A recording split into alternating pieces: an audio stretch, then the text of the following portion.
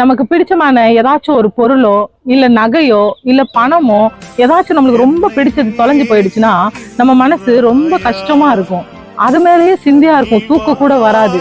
இப்படி நம்ம அவஸ்தைப்படுவோம், இது எப்ப கிடைக்கும் எப்படி கிடைக்கும் அப்படின்னு. சில நேரம் ஊழியக்காரர்கள் இடத்துல கூட நம்ம போய் தீர்க்க தரிசன இடத்துல இல்லைன்னா போயிட்டு குறி கேட்கறது போல, இது எப்ப கிடைக்கும், என்னுடைய வாழ்க்கை அடுத்து என்ன நடக்கும் ஏது நடக்கும், இது இப்படி நடக்குமா அப்படின்னு சொல்லி கேட்டு தெரிஞ்சுக்கிறதுல நம்ம ரொம்ப ஆவல் உள்ளவர்களா இருக்கிறோம். அப்பதான் நம்ம மனசுக்கு ஒரு நிம்மதி கிடைக்குது. ஆனா அந்த மாதிரி பணமோ நகையோ பொருளையோ கண்டுபிடிச்சு கொடுக்கறதுக்காக இயேசு கிறிஸ்து வரல.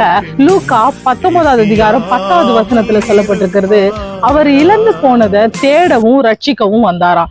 இழந்து போன உங்களுடைய ஆத்மாவையும் என்னுடைய ஆத்மாவையும் தேடி அதை ரட்சிக்கும்படியாய் பரலோகத்துக்கு கொண்டு போகும்படியாக அவர் வந்தாரு. இந்த பண நகையெல்லாம் கண்டுபிடிச்சு கொடுக்கறதுக்காக அவர் வரல.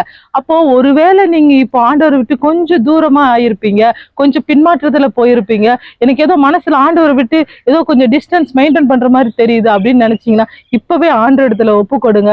இழந்து போனதை தான் தேடவும் ரட்சிக்கவும் வந்தாருன்றதுனால நம்முடைய ஆத்மாவை நிச்சயமா அவர் மீட்டுக் கொள்வார். தேவனோடு நீங்க மீண்டுமா உறவாடுங்க. கர்த்தர் தாமே உங்களை மீண்டுமா இணைத்து ஆசீர்வதிப்பாராக. ஆமென்.